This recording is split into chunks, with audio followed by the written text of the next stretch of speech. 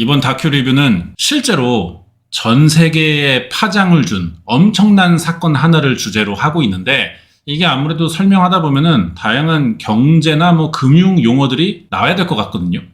주식에 관심이 있으면 좀 재밌게 볼 수 있고 이해하기도 좋을 것 같아요. 몰라도 제가 다 알아서 쉽게 설명을 드릴 거긴 합니다. 그래서 오늘은 아무래도 말이 좀 많을 것 같은데, 일단 여러분 주식해요? 해? 지금 살짝 하락세긴 한데 한 달 전만 해도요, 국장에서 돈 복사한 사람 꽤 많아. 나 삼전으로 차 바꿈, 나 하이닉스로 이사했음, 이러면서 수익 몇백 프로 인증하는 사람들 진짜 다들 축하드리는데 씨발 좀 꺼드럭대지 마세요. 존나 열받습니다. 적당히 하세요. 예? 메타랑 마이크로소프트 샀습니다. 이 AI 초불장 시기에 나는 메타랑 마소를 샀다 이거야. 암튼 간에 다들 햄버거 드시고, 꼭 투자라는 게 주식만 있는 건 아니에요. 지금도 마찬가지지만 부동산 투자가 인기였다고. 은행 대출 이자도 쌌어. 그래서 다주택 보유자들이 많을 때였거든요. 이 시기에 영끌에서 자가 마련한 사람들 많잖아요. 원래 시장 경제가 수요는 많은데 공급이 한정적이면 가격이라는 건 오르게 돼 있습니다. 서울 집값이 뒤지게 오르는 이유도 이거죠. 이왕이면 다들 서울에서 살고 싶어 하는데 서울의 집은 아무나 살 수가 없어. 비싸니까. 그리고 지금은 그때처럼 못해요 또. 우리나라 부동산 정책이 1가구 1주택을 권장으로 한단 말이야. 투자용으로 한 채 더 갖고 싶으면은 세금을 더 내래. 제가 방송에서 이거 간간히 하는 얘기들인데 오늘 리뷰 내용이 이런 주제를 갖고 있습니다. 여러분이 이러면 또 봐봐, 채팅창 얼어붙는 거. 난 이런 거 재미없고 안 하면 모르겠고 이쪽이랑 거리가 멀다, 이렇게 생각할 수도 있겠지. 근데 들어봐. 리슨. 다들 모른다 관심 없다 하지만 자기도 모르게 이런 가치 투자를 하면서 살아. 대부분이 족가치 투자를 해서 문제지 이 자체를 안 하진 않습니다.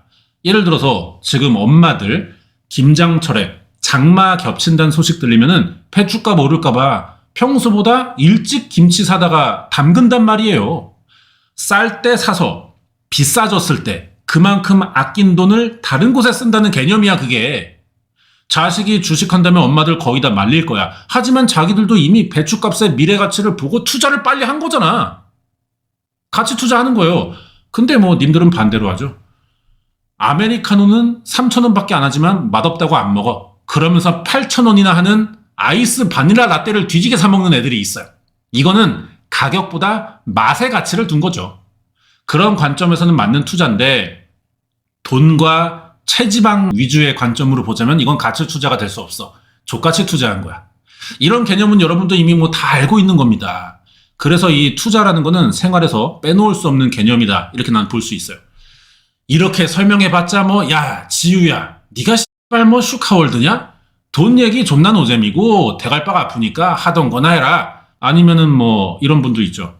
그래도 이제 내가 좀 공부하고 알아가고 싶은데 너무 막막한 거야, 늦었나 싶기도 하고. 그런 사람들은 이 영상이 도움이 될 수 있다 이겁니다. 내 영상으로 금융을 공부하는 게 이상하냐? 이상하지, 나도 그렇게 생각해. 근데요, 원래 다른 나라 가면은 우리가 욕부터 배워. 안 좋은 걸로 배워야 빨리 재미가 붙거든. 그렇게 해서 감 잡아간다고 생각하면 되잖아. 당연히 제가 금융 상식이 깊진 않으니까 경제 채널처럼 정확한 설명은 어렵겠지만, 그래도 우리가 관심을 좀 가져보자는 수준에서 약간은 도움이 될 수도 있을 것 같고요. 모르는 말들도 꽤 나올 것 같으니까 영상 여러 번 돌려보면 될 것 같고요. 실제 사건이기도 했으니까 그건 그거대로 또 듣는 재미가 있을 테니까 여러분 어떻게 해야 돼? 하입, 좋아요, 댓글, 구독, 알람 많이 좀 부탁드립니다. 자, 오늘 그래서 이런 내용을 알아갈 수 있는 다큐가 아니라 영화 준비했습니다. 빅 쇼트라고 지난주 라이브 끝나고 추천해줘서 이제 준비한 건데, 일단 이 영화를 이해하려면은 사전 공부가 좀 필요해. 근데 뭔 영화 보는데 공부까지 해? 내가 해준다고, 내가. 자, 롱과 숏의 개념을 먼저 알아야 돼요. 그래야 재밌는 영화야. 주식하는 사람들이라면 당연히 다 아는 얘기지만 쉽게 롱은 상승에 투자하는 거야. 숏은 하락에 투자하는 겁니다. 보통 주식은 롱에 속해요. 쌀 때 사서 비싸지면 팔고 차익을 남기는 거지. 예를 들면 1년 전에 우리 SK 하이닉스 한 주에 30만 원 좀 안 됐습니다. 근데 씨발 지금 얼마야? 얼마 전에 300을 찍고 조금 내려온 게 지금 한 주에 270만 원쯤 한단 말이에요. 작년에 산 사람들은 지금 템버거 먹은 거야. 템버거는 이제 10배 수익 이렇게 말하는 거야. 자, 근데 희한하게도 주식이 떨어졌는데도 돈을 버는 사람이 있다는 거죠. 그게 숏이라는 건데, 같은 시기인 2025년 6월에 하이닉스 주가가 떨어질 거라고 예상한 사람들이 있었어요. 이때 주가인 대충 30만 원보다 더 낮아지겠다고 생각한 사람들이 있을 수도 있잖아. 이 사람들이 숏을 하는 건데 대충 쉽게만 설명드릴게요, 개념을.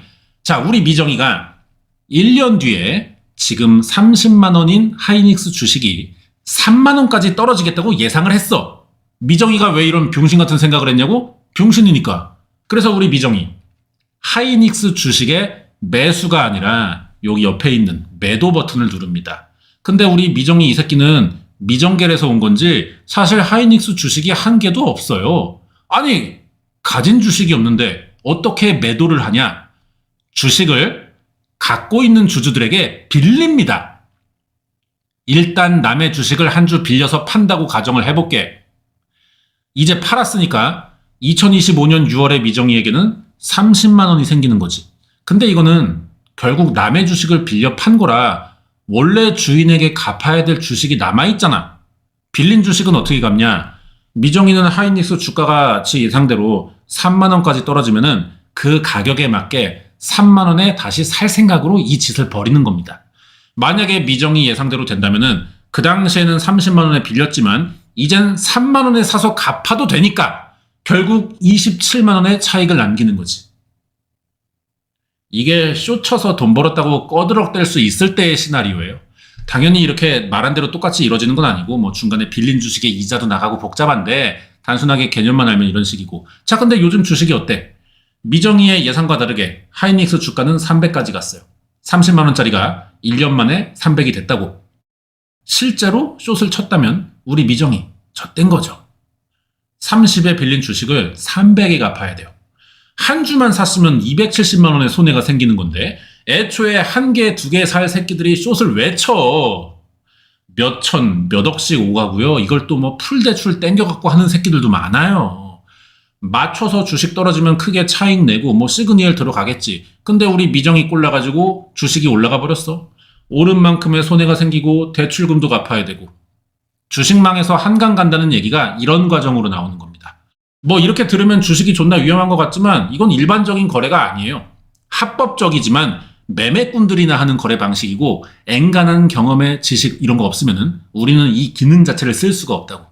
보통 주식하면은 기업이 장기 우상향 한다에 투자하는 롱을 말하는 거죠. 우리 워렌 버핏 형님이 그랬어요. 10년 정도 들고 갈 주식이 아니면은 하루도 갖고 있지 말래. 모든 기업은 성장의 목적이 있잖아. 성장이 돈을 번다는 얘기야. 내가 돈을 벌어서 불리는 것보다 대기업의 전문 경영인들이 벌어서 불릴 확률이 높잖아. 그러면은 뭐 내가 투자하고 싶은 회사의 영업 방침이나 최근 사업 내용, 이게 시기적으로 맞는지 미래지향적이냐 이런 거 따지면서 장기간 투자하는 게 이익을 볼 가능성이 높은 거죠. 가능성이라고 이걸 또 도박이라고 생각하면 안 됩니다. 쇼치는 새끼들에게나 도박성이 있는 거지 이 롱만 하는 평범한 매매쟁이들은 떨어질 가능성도 있지만 장기적으로 기업은 나아가서 국가는 성장한다 이걸 믿는 사람들이라고. 자, 그래서 이번에 리뷰할 영화 제목인 이 빅쇼트, 이거 무슨 뜻이냐? 뭔가가 큰데 짧다. 이거 말이 안 되잖아. 큰데 어떻게 짧아? 뭐 동양이야 서양이야 그런 게 아니라 여태 설명한 이 주식의 숏을 말하는 거예요. 근데 앞에 빅이 붙는다는 거는 거액의 돈을 숏친다. 큰 돈을 하락에 투자한다. 이렇게 생각하면 됩니다. 2008년에 미국이 세계 대공황을 일으킬 뻔한 적이 있었어요. 서브프라임 모기지 사태라는 사건인데 실제 이 사건을 배경으로 한 영화가 이 빅쇼트다 이 말이에요. 등장인물도 뭐 이름만 다르지 다 실제 존재했던 사람들이고요. 그 사람들의 얘기를 주제로 한 영화라고. 말 존나 길어서 미안합니다. 재미도 없을 것 같은데. 근데 이제부터 영화 얘기할 거야. 자, 이제 빅쇼트 어떤 내용이고 무슨 말을 하고 싶은 건지 이 방구석 주동진의 출발 영화 리뷰, 영화 대 영화 빅쇼트 리뷰 해드릴게. 자, 키면은 일단 영화가 미국 문학의 아버지라는 마크 트웨인의 명언으로 시작해요. 봐봐. It ain't what you don't know that get you into trouble. It's what you know for sure that just ain't so. 씨발 뭔 소리야. 우리를 위험하게 만드는 건 뭘 몰라서가 아니다. 뭘 좀 알고 있다는 착각 때문에 곤경에 빠지는 것이다. 우리 쇼쟁이들에게 하는 말이에요. 이 명언이 화면 중간에 차라락 뜨고 자연 경관, 경치 좋은 거 보이고 그리고 저기 봐봐. 어떤 아빠가 자식을 무등 태우고 있는 이런 뒷모습이 보이지. 명언의 내용에 비해 상당히 편안한 장면인데 바로 이어서 우리 라이언 고슬링 형님의 아주 그냥 깐죽대는 나레이션으로 영화가 시작돼요. 자, 남자들이 다 이제 양복 차림에 하나같이 담배를 빨고 있어. 그리고 무슨 아직은 타자기에 가까워 보이는 컴퓨터인가 싶은 기계로 개바쁘게 무슨 일을 해요. 여기가 1970년대 증권소 사무실입니다. 지금이랑은 분위기가 많이 다르다고. 이따만 해도 금융이라는 거는 그렇게 복잡한 구조는 아니었어요. 채권은 변동성이 낮고 수익이 안정적일 때입니다. 자, 여기서 잠깐 금융상식. 자, 채권. 이게 뭐야? 채권은 일종의 차용증 같은 거예요. 예를 들어서 우리만 은행에서 돈을 빌리는 건 아니야. 기업들도 은행에서 돈을 빌려갑니다. 그럼 은행은 기업에 돈을 빌려줬다는 차용증이 생기겠지. 그 차용증을 은행이 우리한테 팔기도 해요. 결국 우리가 기업에 돈을 빌려준 셈이 되겠지. 그 차용증을 산다면은. 그리고 은행은 우리랑 기업 사이에 빌리고 갚는 돈을 전달해주면서 중개수수료를 받습니다. 남의 차용증을 사는 게 우리한테 무슨 이득이 있냐? 기업이 갚을 때까지 얼마의 이자를 주겠다고 약속했거든. 그 이자를 내가 받으려고 은행이 갖고 있던 차용증을 사는 거죠. 이걸 채권이라고 하는 거예요. 주식이랑 차이가 좀 있다면은 주식은 회사에 투자하면은 경영권을 갖습니다. 지분. 우리는 근데 투자하는 돈이 적으니까 영향력이 뭐 없다시피 하지만 대주주들은 임원이 되잖아. 채권은 남이 받을 빚을 대신 받는 개념이라서 경영권이 없습니다. 그러면은 뭐 주식을 사는 게 이익이냐 채권을 사는 게 이익이냐 판단해야 되는데 장단점이 있어요. 주식을 사면 회사로부터 배당이라는 걸 받아. 우리 회사에 투자한 돈으로 우리가 이만큼 돈을 벌었으니 투자한 돈의 몇 프로를 돌려준다. 이게 배당이에요. 그래서 배당은 회사가 얼마의 이익을 냈냐에 따라 변동이 생기겠죠. 많이 번 해에는 많이 배당해줘. 적게 번 해에는 적게 배당해줄 수밖에 없잖아. 근데 채권은 빚이기 때문에 변동성 없는 고정이자를 줍니다. 은행이 아니라 회사에 적금을 들었다고 생각하면 좀 맞는 것 같아요. 이 이자가 은행보다 높다 싶으면은 적금보다는 채권을 사는 게 이익이 될 수 있겠지. 손해를 감수하는 큰 이익을 노리고 싶으면은 주식을 하고 안정적으로 작은 이익만 먹을 생각이면 채권을 사면 되는데 대신 채권은 금리의 영향을 탈 수 있다는 게 또 중요한 부분이죠. 금리가 오르면 채권의 가치가 떨어집니다. 금리가 떨어지면 채권은 가치가 올라가요. 그 이유는 따로 설명 안 할게. 진짜 이거 씨발 뭐 경제 채널 돼버려. 아무튼 개념이 이렇고 둘 중에 뭘 선택하려면은 이 경제 동향 같은 거 살펴보고 저울질을 잘 해야 된다 이 말이에요. 자, 영화로 다시 돌아가가지고 양복 아재들이 막 일을 하는데 갑자기 손에 코스트코에서 샀나봐. 한 2,000원짜리 핫도그를 든 BMI 한 30이 넘을 것 같은 아저씨가 나타나더니 다들 돈 벌 준비 됐지? 이러는 거야. 이 아저씨가 누구냐? 루이스 라니엘이라고 영화에는 한 1분 나올까 해요. 역할이 거의 없는데 이 사람이 실제로는 미국 금융계에 한 획을 그은 이 씬에서 좀 치는 사람이야. 이 사람이 없었다면 사실 서브프라임 모기지 사태는 없었을 거고요. 그러면은 빅쇼트라는 영화도 안 나왔을 겁니다. 실제 루이스가 이 사람이고 배우고. 자, 대체 왜 뭘 어떻게 뭔 생각을 했길래 돈 벌어주게 뭐 꺼드럭대냐. 영화에서 투자자들을 자기 사무실에 앉혀놓고 MBS라는 걸 설명하는 거야. 자, 이제 두 번째 금융상식을 또 하나 알고 가자면은 방금 서브프라임 모기지에서 이 모기지가 뭐냐는 건데요. 모기지는 한국말로 번역하면은 부동산을 담보로 은행에서 돈을 빌리는 대출 방식입니다. 여기서 부동산은 주로 주택이기 때문에 주담대를 말하는 거죠. 주담대가 영어로 모기지예요. 우리가 집 살 때 가진 돈이 부족하면 대출 받잖아. 근데 씨발 은행이 우리 뭘 보고 돈을 막 빌려주겠어. 여기도 기업인데 뭐가 이익이 있어야 빌려주는 행위가 생길 거 아니에요. 우선 신용도에 따라 뭐 이자를 받아가겠지만 은행은요 사실 더 잠재적이지만 실질적인 이익을 노립니다. 우리에게서. 그게 바로 우리가 돈까지 빌려가며 사려는 집이라고. 은행은 우리의 집을 담보로 잡는 거야. 정리하자면은 우리가 은행에 갔어요. 궁전은행에 갔어. 돈 좀 빌려주세요. 왜요? 집 사려고요. 아 그래요? 그러면은 대출 기간을 뭐 한 30년 잡고요. 이자는 빌린 돈의 4%입니다. 매달 원금이랑 이자 따박따박 이체해 주시면 되는데 혹시 니마가 우리 돈 제때 못 갚는다? 그럼 네가 사는 그 집이 우리 은행 집이 됐어야 해. 이거 들어가요. 이겁니다. 주담대가. C8 이거 뭐 설명만 들으면은 장기만 안 떼가지 뭐 대부업체가 따로 없어요. 이게 영어로 모기지고 한국에서는 주택담보대출이라고 부르는 거죠. 자 그러면은 그 앞에 붙는 서브프라임은 뭐냐? 여러분 지금 대가리 터지려고 하는 거 제가 보이거든요. 범죄 다큐나 보려고 앉아 있는 거지 뭐 금융상식 이러고 싶지 않았던 거 알아. 근데 영화가 이런 걸 알아야 재밌어. 그래서 도와드리는 거야. 차근차근 들어갈 테니까 계속 들어주시면 돼. 서브프라임은요. 여러분의 머리가 좀 식었다 싶으면 그때 설명드릴게. 자, 아무튼 이 루이스 투자자들에게 MBS라는 걸 설명하면서 이래요. 모기지는 분명 안전하지만 상환 기간이 깁니다. 이율은 또 낮아서 굉장히 지루한 상품이에요. 어떤 도른 새끼가 모기지를 안 갚겠어요? 그렇잖아. 맞는 말이잖아. 은행 입장에서는 고객이 돈을 못 갚아서 그 사람 집을 먹어버려야 대박이야. 근데 내 집 날아가는데 누가 대출을 안 갚겠어요. 법정 이자도 낮게 설정될 수밖에 없는 상품이니까 이 루이스는 그런 거야. 이거 상품 만들어서 아무리 팔아봐야 맛대가리가 없다. 이 얘기예요. 이 얘기. 그리고 대출 이자가 오르는 속도보다 부동산 오르는 속도가 훨씬 빨라. 자꾸 오르는데도 왜 다들 서울에 집을 살려고 하겠어요. 빚을 내도 집값이 그 빚을 다 갚아주고도 더 큰 이익을 줄 정도로 올라버리거든.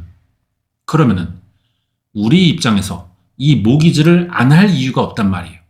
은행도 가만히 있으면 소액의 이자가 들어오는 데다가 대출금도 안 들어와 버리면 담보 잡은 집을 소유할 수 있으니까 모기지를 안 해줄 이유가 없는데 단점은 돈이라는 건 항상 어디에서든지 이 호텔 경제학 마냥 돌고 돌아야 되는 거 아니겠어요? 대출을 막 퍼주다 보면은 언젠간 은행 잔고도 동날 수밖에 없잖아. 원금이 크게 들어오는데 시간이 걸리니까. 은행도 사업이라 돈을 많이 굴릴수록 수익이 납니다. 근데 이 모기지는 대출 이자도 낮고 원금 회수하는데 30년 걸려버려.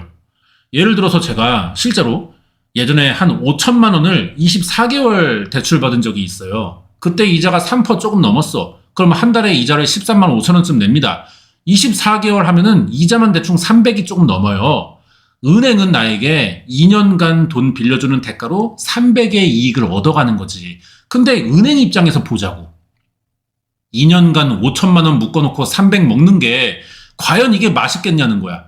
차라리 그 돈을 다른 데다가 5천 투자했으면 300 이상이 될 것 같다는 욕심이 나는 거지. 집값이 오른다는 가정하에 대출은 우리에게 좋지만 은행 입장에서는 돈을 더 벌 수 있는 많은 기회를 놓치고 있는 상황일 수도 있는 거예요. 푼돈 이자놀이 하는 동안 더 큰 이익이 기대되는 사업을 하는 게 맞잖아. 이걸 어떻게 잘 활용해야 은행은 더 큰 돈을 벌어들일 수 있을까? 은행들이 이 고민을 하던 도중에 이 루이스 형님이 기가 막힌 상품을 방금 만들었다 이거지. 그게 바로 MBS라는 거예요. 모기지 백드 시큐리티스라는 걸 줄임말이고요. 한국말로 번역하자면은 주택 저당 증권쯤 되는 거야. 쉽게 말해서 이 모기지라는 거를 하나로 묶어가지고 일종의 투자용 채권으로 만드는 거죠.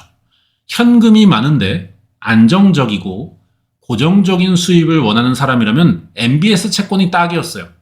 이율이 낮아도 여러 개의 모기지를 묶어놨으니까 ETF용 채권이라는 건데 ETF는 또 뭐냐? 카테고리라고 생각하면 됩니다. 자, 만약에 우리가 ABC마트에 갔어. 어떤 브랜드의 신발이 좋아 보이는지 막 다 따져보고 그 브랜드의 투자를 결정하려고 간 건데, 자, 그러면은 ABC마트에 나이키도 있고 아디다스도 있고 뭐 반스도 있고 신발이 존나 많다? 다 좋아 보이는 거야. 못 고르겠어. 자, 그래서 우리가 생각을 전환합니다. 굳이 한 브랜드에 투자할 필요가 있을까? 운동화 자체에 투자하겠습니다. 이게 ETF입니다. 카테고리. 그러면 나이키가 안 팔릴 때 아디다스나 반스가 더 잘 팔릴 수도 있고 뭐 반대일 수도 있고, 뭐든 팔리면 운동화에 투자한 사람은 이익을 보는 거예요. 뭐든 잘 팔릴 테니까 안정적으로 수익을 낼 수 있는데, 뭐 브랜드마다 플러스 마이너스 될 테니까 한 종목에 몰빵했을 때보다 이익이 크진 않아요. 운동화 산업이 꾸준하는 한 안정적으로 조금씩 꾸준히 벌 수 있겠죠. 이런 식으로 MBS는 주담대 통합 채권이라고 보면 됩니다. 여러 개의 주담대를 묶은 거야. 아까 말했지만 채권은 안정적인 만큼 이익이 적잖아요. 하지만 여러 상품을 통합했으니까 작은 이율도 합쳐지면서 이익이 상대적으로 커진다는 거죠. 은행에 넣는 것보다 이율이 높을 수밖에 없는데, 채권의 특성상 이자가 들어오는 게 안정적이고 은행 입장에서도 여러 상품의 이자를 한 번에 받으니까 들어오는 금액대가 높아진다고. 자, 이렇게 들으면은 좋은 상품이 개발된 것 같아요. 루이스의 설명을 들은 투자자들은 야, 이거 좋다, 야, 이거 내가 원하는 상품이다 막 이익하면서 당장 진행시켜 해버려. 이때 MBS를 누가 샀냐? 우리 같은 일반 투자자들도 있어요. 근데 대체로 연금공단, 헤지펀드, 대형 은행들이 많았다는 거야. 우리 같은 사람들은 사실 앞으로 큰 돈들을 벌어야 하니까 공격적인 투자를 많이 해요. 일을 각오도 어느 정도 하고 큰 돈을 벌자, 하이 리스크 하이 리턴을 노린단 말이야. 근데 이미 많은 돈을 벌어둬서 기업이 된 걔들의 입장은 좀 이게 조심스럽다는 거지. 왜? 투자받은 돈으로 투자를 하는 일이거든. 그러니까 안정적으로 조금 벌어도, 워낙에 회사들은 투자 금액대가 커지니까 단위가 달라요. 적게 먹어도.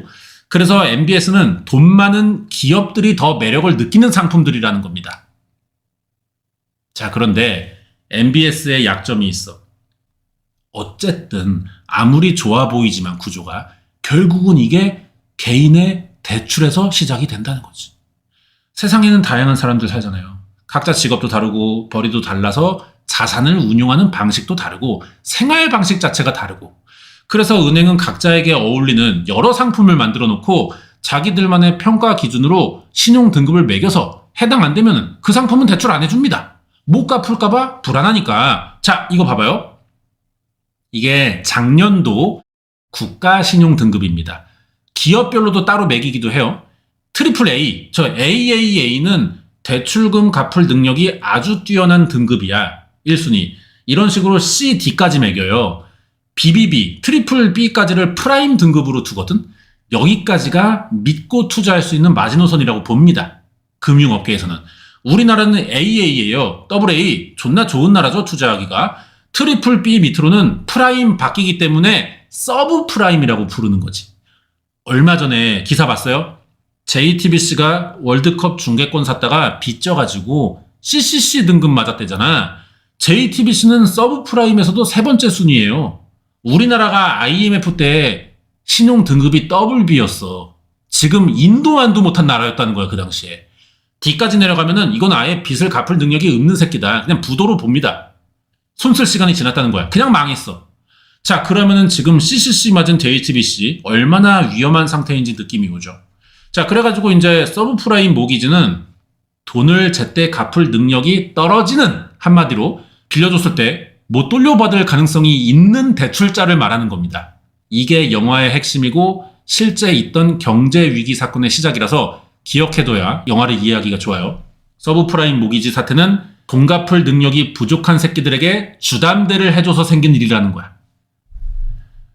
투자자들은 이런 식으로 등급 기준 놓고 신용도가 높은 BBB 이상의 프라임 등급들이 대출받은 모기지 채권만 사고 싶을 거 아니에요. 불안한 회사의 채권을 왜 사니? 안정적이라야 채권 이자도 안정적으로 들어오고 나중에 우리 원금까지도 돌려받을 수 있잖아. 그러면 은행 입장에서는 프라임 등급의 회사 채권만 팔리겠죠? 그 뒤에 B, C, D 등급 채권들은 안 팔릴 거 아니야. 이런 채권들도 사둔 은행은 손해보고 있을 거 아니야. 그래서 MBS라는 이 묶음 상품을 만들 때 우리 루이스 라니에리 씨가 A등급의 채권 사이에 이 서브프라임 등급의 채권들을 같이 팔려고 묶어놨어. 프라임이랑 같이. 자, 예를 들어서 우리가 횟집 갔어요. 한 상 차려 나왔어. 거기 나온 한 10몇 가지 음식들 다 먹습니까? 손도 안 되는 반찬 한두 개가 있잖아요. 근데도 이 값은 다 낸단 말이야. 근데 우리 별로 신경 안 써. 왜? 나는 광어, 우럭을 먹으러 갔을 뿐이고 요 씨발 끄트머리에 나온 뭐 깻잎 무침, 뭐 옥수수 콘 마요네즈에 버무린 거 이 새끼를 딸려 나오는 반찬이니까. 하지만 음식값엔 포함되어 있다고. 루이스 새끼가 채권 상품을 이렇게 팔려는 거야 지금. 어떤 상품들 묶어둔 건지도 설명은 다 했어요. 근데 방금 설명했지만 횟집 가서 내가 안 먹을 반찬 나온다는 거 우리 다 알잖아. 하지만 신경 쓰지 않잖아요. 왜? 우럭, 광어만 먹으면 그만이거든. MBS도 사람들이 이렇게 생각한 거야. 금융계 사람들이나 가장 먼저 이 상품을 만든 루이스 라니에리도 똑같이 생각했어요. 안 먹는 반찬 따위 씨발 뭐 버리면 그만이지. 가격만 다 내면 되잖아. 맛있는 것만 품질 좋으면 그만 아니야? 자, 근데 이 C급 채권들, 이 음수나 다름없는 이 채권들, 실제 음식처럼 처리할 때도 비용이 든다. 음식물 처리해야 될 거냐. 이 비용이 나간다는 걸 아무도 생각 못했어. 몰랐으니까 알았다면 그랬겠나. 자, 지금 음식으로 설명해서 그렇지 이게 실제 돈일 때는 구조상 더 민감해집니다.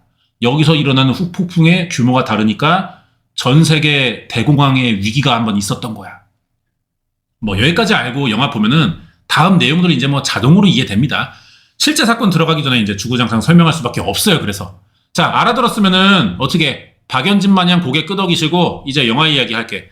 1970년대 후반 들어서 미국은 전례 없는 호황기였습니다. 마치 일본의 잃어버린 80년대 버블 경제 같았다고. 그때 일본에서 도쿄 가격으로 미국 살 수 있다 막 이런 말 나왔던 거 알죠? 그러다가 존망하고 그 다음에 한 10년 지나서 우리가 90년대에 IMF 맞았단 말이에요. 뭔가 이게 좀 연쇄적이지 않습니까? 70년대 미국 호황기, 80년대 일본 호황기, 90년대 한국 호황기, 그랬다가 다시 2000년대 미국 호황기 지나면서 서브프라임 사태. 10년 주기로 망하기 직전이 다 호황기였어요. 결과적이지만 뭐 만약에 감 좋은 사람이 미국, 일본, 한국, 미국 순으로 투자했다면 돈 개벌었겠죠. 이런 거 보면은 좀 이 돈에는 흐름이 있어요. 파도야. 한 번 올라가면 한 번 내려오고 그런 거지. 그래서 이 때를 잘 파악할 줄 알면은 돈을 좀 벌 수 있는 것 같기도 합니다. 근데 웬만한 인간들은 이 흐름을 캐치하기가 너무 힘들어. 영화가 갑자기 이런 70년대 미국을 딱 보여주는데 사람들 다 돈 벌었고 그 돈 쓰느라 바빠요. 여기저기서 뭐 파티만 존나 열리고 도시의 빌딩들 막 높아지고 항공샷으로 잘 지어진 고급 빌리지라고 설명되는 그런 주택가들 막 보여줘. 그러다 갑자기 재앙 같은 경제 위기가 찾아왔다. 뉴스가 딱 나와버리면서 사람들 한 번에 막 거지돼갖고 길거리에 나 앉아있어. 집 잃고 직장 잃고 망한 사람들 계속 보여주는 거야. 그러다가 다시 화면 전환되고 갑자기 전직 배트맨 크리스찬 베일 씨가 등장합니다. 영화에서는 마이클 벌이라는 이름으로 나와요. 이 사람은 실제 마이클 벌입니다. 마이클 벌이는 특이한 경력이 있는 사람이야. 원래는 신경과 의사입니다. 취미로 주식을 시작했다가 대박나면서 2000년에 의사 관두고 사이온 캐피탈이라는 투자 회사를 세운 사장님이에요. 근데 영화에 나올 때 보니까 씨발 뭐 투자는 안 하고 후줄근한 이런 티셔츠 바람에 이어폰 끼고 막 드럼을 막 이렇게 치고 있어. 시작부터. 실제 드럼도 아니야. 허공에다가 에어드럼 이러고 있는 거야. 그러면서 자기 이야기를 시작해. 미국 영화의 전형적인 스토리 시작이죠. 이러면서 내 이름은 마이클 벌이. 원래는 신경과 의사지만 어쩌다 시작한 주식이 대박나면서 사업을 시작했는데 지금은 사무실에서 에어드럼이나 치고 있는 사이온 캐피털이라는 투자회사의 CEO다. 이런 거. 그 옆에 양복 입은 남자가 마이클을 이 병신은 뭐야 싶은 눈으로 봅니다. 묻지도 않은 말을 막 해. 저는 말이에요. 어릴 때 눈병이 걸려가지고 한쪽 눈에 유리 눈알을 끼고 자랐는데 그것 때문에 항상 혼자 있는 게 편했어요. 이딴 소리를 해. 약간 아싸 느낌이 있어. 병신같이 쳐다보는 남자가 이 회사에 오늘 첫 출근한 직원이에요. 알았고요. 저 오늘 처음인데 뭐부터 하면 될까요? 하니까 마이클이 드럼 멈추더니 잠깐 보다가 산호세 부동산 경제는 어떤 것 같나? 질문을 하는 거야. 신입사원이 부동산은 완전히 안전자산이죠. 리스크가 적잖아요. 헤헤. 하니까 마이클이 가만히 이렇게 보다가 첫 업무를 줍니다.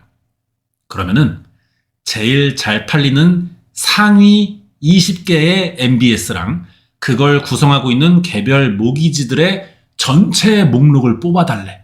말도 안 되는 일을 준 거예요. MBS 하나에 채권이 한 100개 이상 묶여 있거든.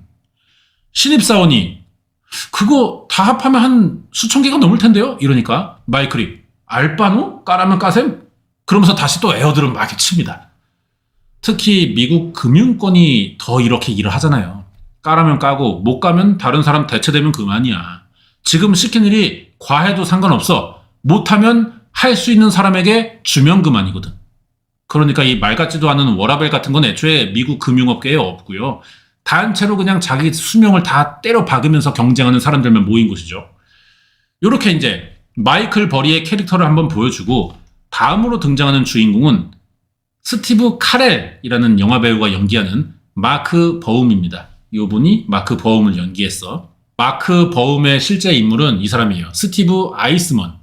영화 제작할 때 자기 진짜 이름 쓰지 말아달라 그래가지고 유일하게 가명으로 나옵니다. 나머지 주인공들은 다 실명 써요. 마크는 모건 스탠리 산하의 헤지펀드 회사 매니저로 나와요. 모건 스탠리는 이제 미국에서 뭐 전 세계적으로도 유명한 초대형 은행 중 하나죠. 거의 뭐 명사처럼 쓰이는 글로벌 은행이기 때문에 영화에도 뭐 그대로 나오는 것 같고요. 헤지펀드는 이건 그냥 넘어가자. 모르는 건 아닌데 너무 많은 걸 설명하려니까 힘드네요. 웬만하면 이제 영화 얘기로만 하자고. 근데 이 실존 인물인 스티브는 정작 모건 스탠리에서 일한 적이 없어. 프론트 포인트 파트너스라는 곳에서 극중 인물처럼 헤지펀드 매니저, 금융 분석가였어요. 극중 마크 등장부터 평범하지 않은 성격을 보여줍니다. 회의 시간에 늦게 와가지고 막 신경질적으로 회의 분위기 조져놓고 막 큰 소리 치다가 갑자기 막 전화 받으면서 지 맘대로 그냥 나가. 이 사람 나오는 장면에서 진짜 잘 못 들어본 경제 용어들이 많이 나오거든요. 그래서 제가 아까 다 설명한 거예요. 어느 정도는 공부해야 영화가 더 재밌을 것 같단 말이죠. 근데 아까도 말했지만 누가 공부까지 하면서 영화를 봐요. 그럴까봐 영화 안에 이런 걸 또 설명해 주려는 캐릭터들이 따로 등장해. 갑자기 우리 할리퀸이 나와. 마고 로비가 거품 목욕을 하고 있어. 카메오 출연인데 이게 또 이 영화의 재미있는 부분이거든요. 어려운 단어들이 나올 때마다 카메오가 등장해가지고 적절한 비유를 들어주면서 설명충합니다. 이게 데드풀 마냥 영화를 보는 우리에게 직접 설명해 주는 거야. 그게 흐름이 아니야. 제사의 벽을 깨는 연출이죠. 마고 로비가 앞에서 뒤지게 설명했던 MBS의 실체, 서브프라임이 뭔지를 알려주는 거지. 이제 다시 마크야. 도시를 걸어가고 있는데 행동이나 말, 표정들을 보면 이 사람이 성격이 그래. 금융업계의 부패 이런 걸 존나 싫어하고 뭔가 세상에 좀 불신이 많은 사람 같아요. 이유는 형의 사망으로 성격 파탄자가 됐다고는 나오는데 이런 성격이 이제 영화의 흐름을 주도하는 캐릭터로 반영되는 거겠죠. 주인공 둘이 지금 성격이 좀 반대입니다. 아까 이제 드럼 치던 마이클은 좀 여유 있고 마크는 불만 존나 많고 깐깐해. 근데 둘 다 일할 때는 좀 단호한 느낌. 이렇게 주인공들이 어떤 사람들인지 보여주고 다시 사무실로 화면이 넘어가. 아까 그 마이클의 심사원 서류 준비 다 했어. 마이클이 쭉 보더니 자기 예상대로래. MBS 안에는 투자 가치가 낮고 위험성 높은 서브프라임 등급의 모기지들이 꽤 섞여 있다는 거야. 서브프라임 등급의 대출자들은 대부분 저소득층이고 소득 증명도 제대로 안 돼 있어요. 그리고 변동금리 대출을 하는 상품이라고. 자, 여기서 또 금융상식을 잠깐 말할 수밖에 없는데 경제 상황에 맞춰서 대출 이자가 올라가기도 하고 내려가기도 하는 상품을 말합니다. 금리가 내려가면은 이자가 싸지만 오르면 같이 오른단 말이야. 그럼 저소득층이 왜 변동금리로 대출을 받는 거냐? 은행이 그런 상품을 애초에 만들어서 대출해주기 때문이지. 이 사람들은 이거밖에 대출이 안 나와요. 돈이 없는 사람들은 대출 받을 때 금리가 싼 타이밍을 노립니다. 그래서 싼 이자의 대출을 받아. 근데 은행은 사실 이자를 더 받고 싶단 말이야. 은행이 돈이 되니까. 그래서 나중에 금리가 오를 때 이자를 더 받겠다는 상품이라도 만들어 놓는 거야. 그리고 그 조건으로만 애초에 대출을 해줘요. 근데 또 금리가 낮아졌을 때는 이자가 싸지는 경우는 거의 없어. 여러분 대출 받아봤으면 경험했잖아요. 금리가 올라갈 때만 더 받아 이 새끼들. 상품을 애초에 그렇게 설계해 놨거든. 씨발 진짜 내가 은행을 너무 욕하는 것 같긴 한데 설계 구조들을 보면은 상냥한 대부업자나 다를 바가 없단 말이에요. 자, 이런 상황에서 아무리 저금리로 대출 받아봤자 변동성 있는 대출이라면 금리가 올랐을 때 심지어 폭등이라도 해버린다면 대출 받은 사람은 부담이 커지겠죠. 그래서 서브프라임 모기지들이 제때 상환을 못한다면 한두 건이야 뭐 은행에 별 타격 없어. 근데 대출을 한두 명만 받는 게 아니잖아요. 수백, 수천 건의 서브프라임 모기지들이 단체로 한 은행에 돈을 못 갚는 상황이 오면 그거 어떡할 거냐고. 금리만 문제가 아니에요. 집값이 오를 줄 알고 풀대출 땡기는 사람들이 많은데 예상만큼 부동산이 안 올랐어. 오히려 하락이라도 한다면 그건 어떡할 거야. 그래서 이 사람들이 대출금을 포기하고 차라리 담보 잡은 집을 그냥 은행에 넘겨주겠다고 나와버리면 어떡할 거냐고.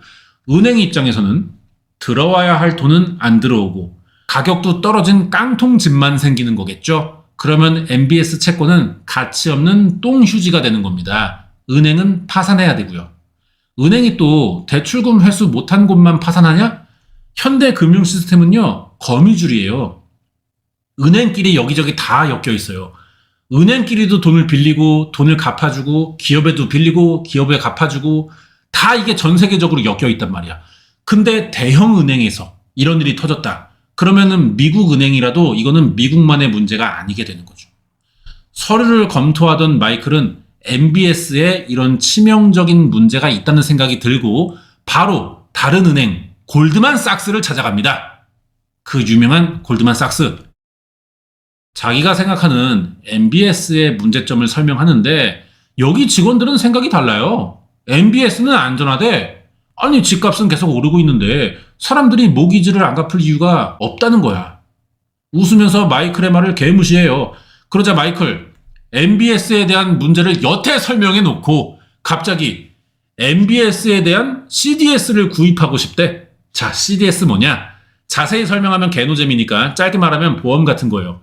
MBS 채권이라는 주식 종목의 가치가 곧 떨어진다는 생각으로 일종의 지금 숏을 치겠다는 거지. 하락에 투자한다.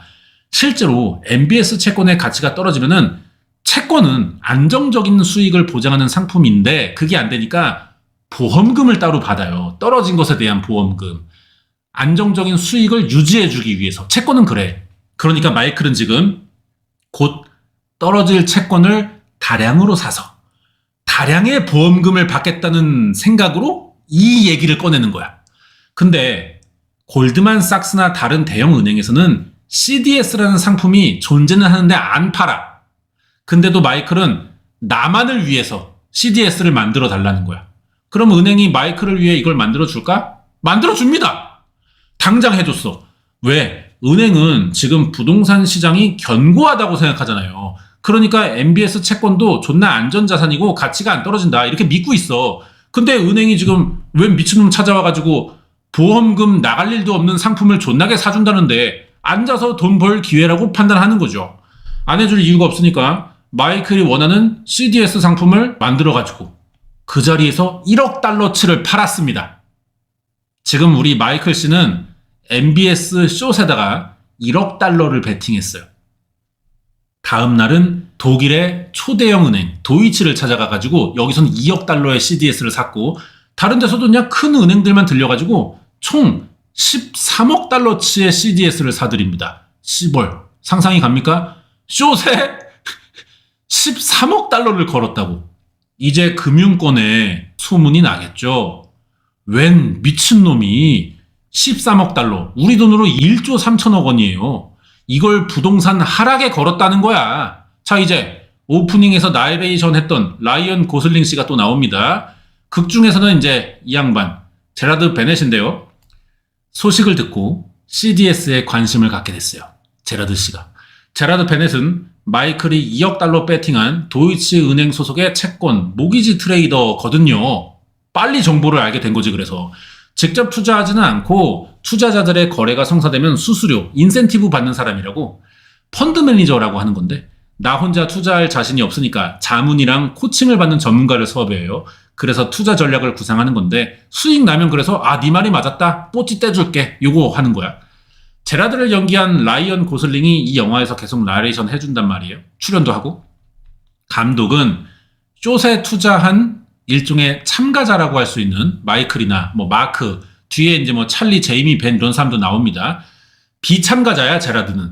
제라드의 시선으로 우리가 상황을 좀 객관적으로 이 판을 볼 수 있게 장치를 하려고 넣어준 역할인 것 같아요. 제라드는 CDS에 투자하진 않아 다른 사람이 투자하도록 중개해주는 직업이란 말이에요. 마이클 버리가 은행을 돌면서 산 CDS의 존재를 알고 자기도 막 여기저기 전화 돌려봤어. CDS를 자기가 안 사고 고객을 유치하는 거지. 이런 거 나왔는데요. 한번 사실래요? 영업을 뛰었어. 얘는 지금 돈이 좀 없어 보여요. CDS를 통해 돈 벌기 위해인데 왜 투자를 안 해? 돈이 없으니까. 남에게 추천해서 돈을 벌게 해주면 수수료만 받자는 전략 같아. 성공하면 그 수수료도 많을 거야. 그럼 아마 제라드도 지금 MBS 구조의 문제를 눈치챘다고 봐야 될 것 같아. 아까 잠깐 나온 그 성격 지랄 같은 마크 회사에도 제라드의 전화가 걸려왔어요. 마크는 금융업에 부정적인 생각을 가진 사람이잖아. 그래서 이제 이 제라드의 말이 일리가 있다고 생각했습니다. 둘이 만나. 제라드는 알파벳이 써진 젠가를 들고 왔어요. 프리젠테이션 하려고. 그래서 이 MBS 채권이 어떻게 구성됐는지, 그리고 CDO는 또 뭔지 설명합니다. 투자자들은 이왕이면 안정성이 보장된 프라임 등급으로 묶인 MBS들만 사고 싶어 하겠죠.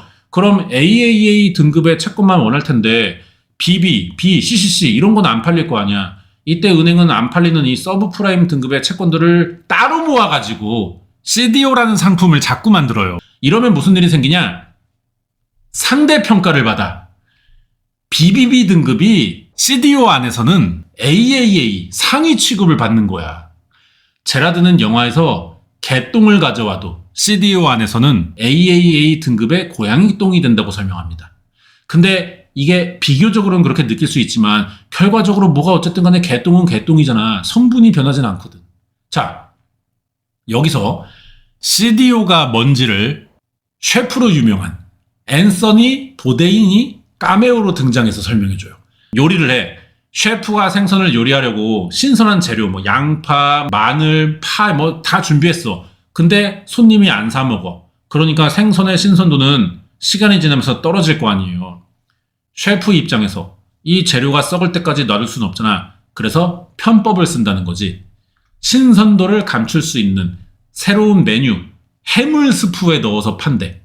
새로 산 다른 신선한 해산물들이랑 같이 먹으면 생선의 신선도가 떨어지는 걸 알아차리기 어렵지 않겠냐. 이 개념이야. 여기서 CDO가 해물 스튜, 신선도가 떨어진 생선은 서브프라임 등급의 모기지 채권이 되는 거고. 이거 봐봐. 주황색 애들이 지금 서브프라임이니까 주황색으로 표시됐는데 얘네만 따로 묶었을 때는 BB가 그 안에서는 AA 등급을 받는다는 거예요. 그 설명이야. 고객을 현혹시키기 위한 은행이 수작질을 했다. 이렇게 보면 될 것 같아요. 제라드가 이제 이거 설명하려고 젠가로 이제 MBS의 문제점을 설명했어. 그리고 서브프라임 모기지 사태를 예측했습니다. 밑에 깔려있는 B 이하의 나무 토막들을 랜덤으로 하나씩 빼. 근데 처음에는 몇 개 빼도 젠가라는 게 무너지지는 않아요. 근데 어느 순간 마지막 하나를 뺐을 때 무너지는 것도 그냥 주저앉는 게 아니라 와장창이 돼버리잖아. 그게 이제 서브프라임 모기지 사태를 예시로 든 건데 이게 지금 미국의 상태다. 아래 거 몇 개 무너지면 그냥 샹놈의 거 전체가 다 존망이다. 이러는데도 마크의 팀원들은 제라드를 그냥 씨발 약장수 취급이나 하고 있습니다. 하지만 마크만 표정이 뭔가 달라요. 좀 현실성 떨어지긴 하지만 조짐이 만에 하나라도 이 새끼 말 사실이면은 이거 진짜 감당 안 되는 사태가 벌어지는 거 아니야? 마크가 그날 팀원들 데리고 캘리포니아로 가봅니다. 실제 집값들에 거품이 끼어 있는지를 확인해 보는 거야. 현장 답사. 진짜로 최근에 개발된 지역의 집값들이 110%나 올라 있어요. 현지에서 일하는 부동산 업자들 말 들어보려고 손님인 척 이제 땅 보러 왔다 집 보러 왔다 이렇게 동네 한 바퀴 돌았지. 부동산 주인이 막 신나가지고 저 집도 재작년에 내가 팔았잖아요. 그때 3억이었는데 1년 만에 4억 5천 되더니 지금 6억 넘을걸요? 그 옆집도 내가 팔았습니다. 이게 나야. 4억에 팔았는데 지금 6억 5천원 내놨대요. 그 뒷집, 앞집 존나 올랐어. 어떻게 팔았어? 내가 팔았어. 업적을 막 떠들어. 집들이 다 신축이라 깨끗하고 도로도 잘 깔려 있긴 해요. 근데 동네에 살고 있는 사람이 별로 없네? 너무 조용해요. 막 분위기도 싸한 것 같고. 동네 대부분의 집이 매물로 나와 있어. 중개에 있는 매물이 많으니까 뭐 아무거나 마음에 드는 거 골라라. 바로 입주 가능하다. 이게 심각한 문제라는 거죠. 자, 집이라는 건 어떻게 거래되고 매물로 나오냐? 처음에 집주인이 대출 받아가지고 투자용으로 삽니다. 모기지를 받은 거예요. 부동산은 불패니까 오르면 팔고 그 돈으로 모기지 갚고 차액 챙겨야지, 이 마인드로 대출을 받아서 산 거야. 그리고 집이 원하는 만큼 오를 때까지 대출금과 이자를 은행에 내면서 때를 기다려야 돼요. 운 좋아서 원하는 만큼 올랐어? 그럼 팔아야 되는데 안 팔려. 이러면 집주인이 이제 답답해져. 빨리 팔아서 대출금 갚고 차익 내야 되는데 안 팔리니까 현금화도 안 되고 대출금에 이자만 매달 내고 매일매일이 손해야. 내 거니까 뭐 이렇게 생각할 수 있어요. 그럼 집값을 좀 내려서 빨리 처분할 수도 있잖아. 이게 말이 쉽지. 조금만 더 버티면 6억을 벌 수도 있는데 누가 이 집을 5억, 4억 이렇게 내놓고 싶겠어요. 당분간만 이 마인드로 버티면서 기다린단 말이야.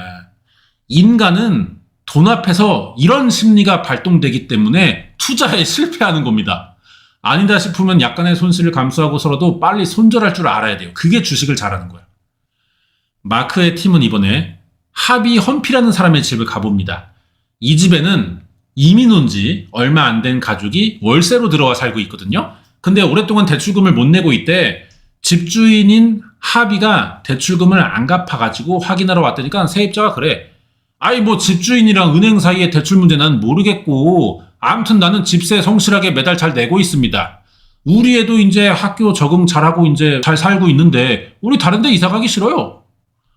여기 보는데 이거 약간 우리나라에도 많은 전세 사기 느낌이 나더라고요.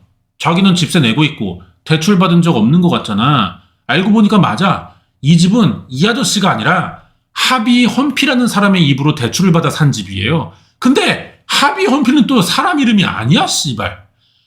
이 집 산 사람이 키우는 개 이름으로 담보대출 받아가지고 산 집이었어. 이 말이 돼? 은행이 병신도 아니고 어떻게 개한테 몇 억짜리 대출을 해줄 수 있는 거야? 2006년에는 가능했습니다. 일본도 그렇고요. 망할 뻔했던 나라들을 보면은 다 조건 없는 대출을 남발했다가 원금 회수를 못했거든요. 이때 그냥 은행 가서 저 대출 받으러 왔어요 하면 얼마요? 10억이요. 그러면은 예 이름 적으세요 하고 은행 직원이 금고 갔다가 10억 들고 나와. 그래서 그냥 줘버려. 그럴 식입니다. 어차피 다들 돈 많고 잘 버니까 대출금 갚는 게 문제되지 않는 분위기다 보니까 막 해줄 수 있었던 거야. 부동산도 하락할 수 있다는 고려 같은 거를 못 해볼 때라서 생긴 일이었던 거예요. 마크는 다음으로 이제 동네 모기지 브로커들을 만나봤어. 모기지 브로커가 또 있었어요. 대출을 원하는 사람에게 대출이 가능한 은행을 연결해주는 사람인데 대출 받으면서 일정 수수료를 부동산 중개인에게 복비 주듯이 얼마 해줘야 되잖아. 집 살 때. 대출 받을 때도 이런 걸 하는 거야. 대출 중개인. 간지나는 정장을 입었는데 이 새끼들이 어딘가 좀 약간 양아치 느낌이 나요. 남자 두 명인데 마크에게 그래. 우리가 그동안 어떻게 돈을 벌었냐. 이거 자랑을 하더라고. 약간 호날두 닮은 뺀질이 새끼인데 한 달에 60건씩 대출을 알선해줬대요. 다른 애는 전직 바텐더 출신이야. 수수료 받은 돈으로 최근에 요트를 샀대. 마크는 어떻게 이런 일이 가능한지 이게 믿을 수가 없지. 그러니까 이 호날두가 주로 이민자들의 계약을 성사시켜주는데 얘네는 이유를 설명해줘도 어차피 이해를 못해서 팔기가 쉬워요. 바텐더 양아치는 스트리퍼들의 계약을 주로 합니다. 얘네들은 현금 거래를 많이 해요. 이건 대출받은 사람이 세금을 낸 적이 없다는 뜻이잖아. 수입 신고도 안 되는 새끼들에게 은행이 대출을 해주고 있었다는 거예요. 얼탱이가 없어진 마크는 은행에서 대출 심사할 때 거절된 경우는 있는지를 물어봤습니다. 그러자 호날두랑 바텐더가 호방하게 한번 웃더니 그런 적이 없대. 대출을 원하면 직업, 수입 없어도 은행은 무조건 모기지를 해준다는 거지. 무조건 대출 나오고 신청서 서류 작성할 때 칸을 다 안 채워도 승인이 나버려. 승인 속도도 뒤지게 빨라. 금요일 점심때 은행 가가지고 서류 대충 이름이랑 뭐 주소 휘갈겨 써서 금액 얼마 써서 내잖아? 그러면 월요일 아침에 돈이 나온대요. 한마디로 은행은 대출 서류 심사 없이 이 새끼가 얼마나 거지 새끼든 양아치든 쓰레기든 상관없이 아무나 돈을 줬다는 거야. 이렇게 대출받은 사람들이 집을 막 사들였고 그래서 수요가 올라가니까 부동산 시장에 거품이 꼈던 겁니다. 이 사람들이 집값 오르면서 돈맛을 볼 거 아니에요. 그러니까 또 대출 받아서 집을 더 사고 싶은 거야. 근데 이미 대출을 받았으니 하다가 키우는 개새끼 이름까지 팔아가며 대출을 받아온 거죠. 영화에서 마크가 스트리퍼들도 직접 만나서 얘기하는 장면이 나오는데 직업 특성상 세금도 안 내고 수입이 일정치 않아. 심지어 실명도 아니야. 근데 이 여자가 여러 개의 모기지로 집을 5채나 샀어. 콘도도 하나 갖고 있대요. 대출을 존나 받은 상태면서도 뭔 변동이자나 원금 갚는 데는 관심이 하나도 없다니까? 아니 어쩔 생각이냐 이 대출금들을. 그러니까 대출금 못 내면 브로커들에게 부탁하면 돼요. 우리 호날두가 얼마나 대출 잘 따오는데 또 다른 대출 받아서 돌려막으면 그만임. 어디서 그런 걸 배웠어요? 호날두가 그렇게 알려줬어요. 씨발 대출금 돌려막기를 하고 있던 거야. 이런 사람이 이 당시에 뭐 한두 명이었겠어요? 이렇게 대출금 상환이 밀리다 보면은 결국 은행이 집을 담보받은 거 가져가긴 하는데 그래도 은행이 이 집을 팔을 때 돈이 되는 건데 부동산엔 거품이 존나게 껴있으니까 안 팔려요. 대출금도 회수가 안 되고 집까지 안 팔려. 은행도 망해야지 뭐. 은행이 망하면 나라 경제에 영향을 주고 나라가 망하면 다른 나라에도 영향을 주는 건 당연한 거잖아. 특히 초대형 글로벌 은행들은 해외 거래량이 너무 많다 보니까 다른 나라 은행부터 영향을 줄 수밖에 없어요. 이런 비응신 같은 무지성 주담대로 세계 경제가 흔들리게 됐다 이거야. MBS 채권의 문제점인 서브프라임 모기지랑 부동산 거품의 실체를 눈으로 확인한 마크는 야 이거 이러다 나라 작살나겠다 싶었어요. 바로 제라드에게 전화해서 CDS 사겠다고 했지.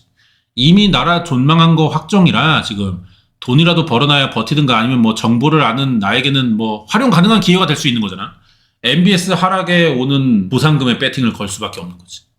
여기까지가 서브프라임 모기지 사태를 앞둔 영화 주인공 마이클, 마크, 제라드의 선택들을 보여주는 거예요. 그리고 이제 또 다른 주인공 3명이 더 나옵니다. 먼저 젊은이 2명, 제이미 메이랑 찰리 리들리를 알아볼게요. 제이미랑 찰리는 차고 구석에 책상 2개 놓고 시작한 스타트업 투자회사를 만들었어요. 영화에는 뭐 브라운필드 캐피탈이라고 나오는데 실제로는 코넬 캐피탈이라는 회사 이야기야. 실제 이야기입니다. 이제 시작하는 회사다 보니까 규모가 작아. 뭐 이게 규모라고 할 게 있냐? 그래가지고 자본금도 소액이니까 아무리 뭐 유명한 은행들한테 미팅 신청해봤자 님들은 우리 은행이랑 거래할 레벨도 안 되고 짬도 없잖아요. 예? 솔직히 우리 은행이랑 뭐 거래 트고 싶으면은 한 그래도 뭐 15억 달러 정도는 갖고 있어야 좀 겸상이 되지 않겠어요? 막 이지랄 하는 거야 꺼드럭대면서. 얘네가 계속 이딴 소리만 들으면서 쫓겨나는 일이 많았어. 그러던 어느 날 JP 모건과의 미팅에서 또 문전박대를 당하다가 우연히 제라드의 CDS 프리젠테이션 서류를 본 거예요. 그 순간 얘네들도 깨달았어. 야 이거 씨발 우리가 그냥 예상했던 게 실제 일어나겠다. 그렇다면 이건 우리에게는 일생일대의 기회다. 우리한테 꺼드럭대던 그 회사들 우리가 한 방에 역전할 수 있겠는데? 그래서 그 숏을 치려고 이제 얘들도 CDS 살려고 자기들보다 이쪽에 경험이 더 많고 잘 안다는 전직 투자자 벤이라는 사람을 섭외해가지고 투자 자문을 받기로 합니다. 이제 실제 인물들이고 투자 자문 전문가 벤 브래드 피트야. 벤 리켓이라고 과거에 뛰어난 능력을 보여주던 도이치뱅크에서 일하던 헤지펀드 매니저였어요. 근데 지금은 또 세상은 부조리하잖아? 이런데 빡이 쳐갖고 현타 와서 일찍 은퇴하고 재능 썩히면서 조용히 살았는데 아직도 이 현역대의 명성은 이 업계 씬에 남아있는 은둔고수 같은 캐릭터. 제이미와는 같은 동네 이웃이라 강아지 산책시키다가 우연히 이제 친해진 사이고요. 그래가지고 이제 제러드 서류 들고 가서 벤을 보여줬더니 이러는 거야. 사람들은 망할 수 있다는 부정적인 생각을 잘 안 한다. 하지만 이 서류의 주인인 제라드의 생각이 맞다. CDO, 이거 조만간 망할 거니까 서브프라임만 묶은 상품. 우리가 빨리 CDS에 투자해야 된다. 하락에 배팅해야 된다. 이러는 거지. 서류를 본 벤은 야, 게이들아, 니들 말 맞다. 그래, 같이 하자. 그 자리에서 이제 제이미, 찰리, 벤이 한 팀이 됐고요. 확실한 투자 근거가 있어. 그리고 이 벤이라는 한때 씬에서 좀 치던 은퇴한 전문가가 또 현업에 복귀해갖고 이름값까지 얻었잖아. 이제 대형 은행들과 거래할 자격이 생긴 거예요. 얘네도 100만 달러치의 CDS를 삽니다. 여기까지가 얘기가 거의 끝나가는데 영화의 전반부야.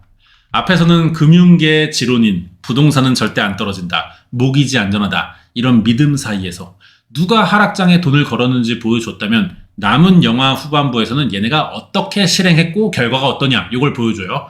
2007년 1월 다시 에어드럼 치면서 MBS 채권을 알아보고 있던 마이클 버리가 투자자들에게 개욕을 먹고 있습니다. 이 사람 회사 지금 망해가는 중이거든. 왜? CDS에 13억 달러 태웠는데 손실이 마이너스 11.3%가 난 거야. 여기에 프리미엄 비용으로 지불하는 돈만 8천만 달러가 더 나가고 있는 상황이었어. 왜 프리미엄 비용이 드냐면은 우리가 우선순위 갖고 CDS 사겠다를 선언했거든요. 그러니까 주문이 밀려드는데 이 사람에게 우선권 주는 대신, 왜냐면 더 비싸게 사니까 남들보다 이득이 나면 더 주지만 손해났을 때 더 책임지라 이겁니다. 그래서 프리미엄 비용이 나가고 있는 거야. 우선권을 샀거든. 투자자들의 돈을 대신 투자하는 회사였단 말이에요. 근데 이게 다 고객들 돈이니까 마이클 버리가 돈 벌어다 줄 줄 알고 맡겼던 투자자들이 들고 일어날 수밖에 없지. 그래서 스트레스가 쌓인 마이클 씨가 메탈 음악 틀어놓고 오프닝에 소리 지르면서 이렇게 있던 거였어요. 스트레스가 나가지고. 이쯤에서 씨발 슬슬 CDO랑 MBS의 가치가 이제 폭망해야 맞거든.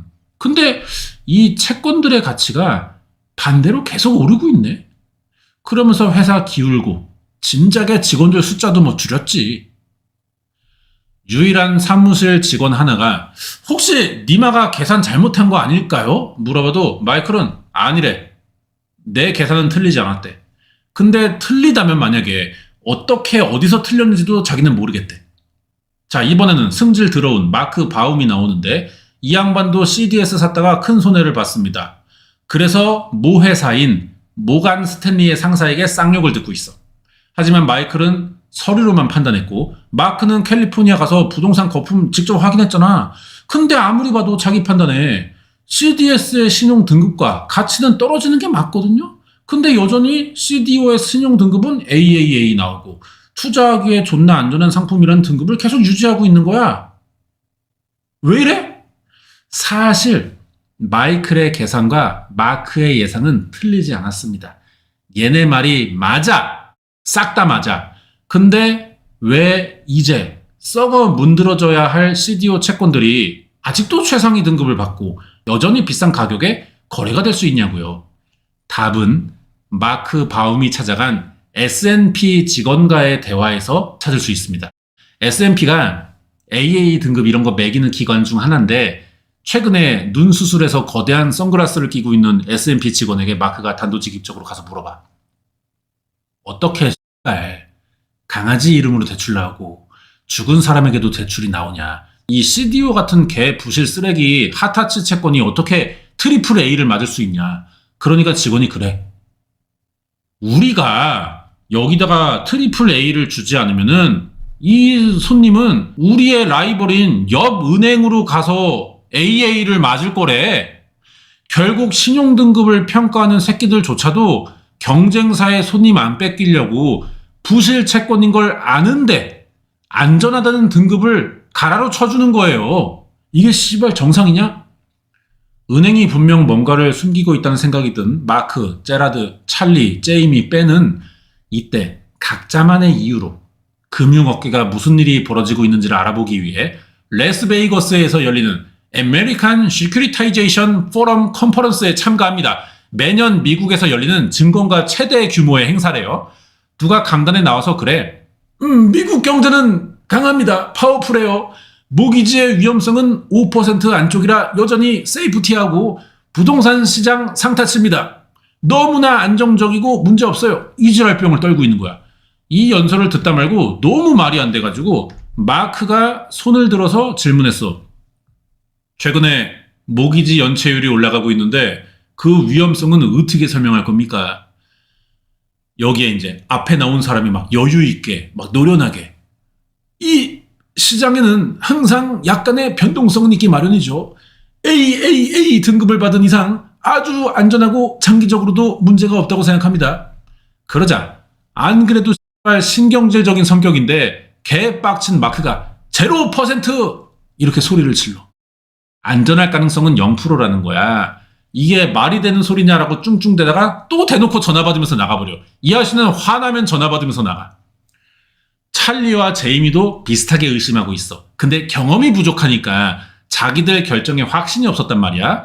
일단은 계속 행사에 참여하면서 업계 분위기를 알아보려고 했지. 근데 여기에 와 있는 대부분의 금융 관계자들이 CDO의 위험성에 별 관심이 없어 보여요. 위험하다는 건 어느 정도 아는데 당장의 이익이 있으니까 흐린 눈하고 회피하는 느낌이 든다고. 결국 찰리, 제이미도 자기들 분석이 맞았고 CDS에 투자한 결정이 옳았다고 확신합니다. 바로 CDS 춤에 들어갔어. 이제 가만히 있으면은 미국 금융시장은 개박살나면서 자기들은 숏에 하락에 걸었으니까 엄청 개대박 날 거란 말이야. 그 생각에 막 절로 신이 나가지고 막 트월킹을 추고 있는데 이 브래드 핏이 벤이 나타납니다. 야 얘들아 니네 신나하지 마라.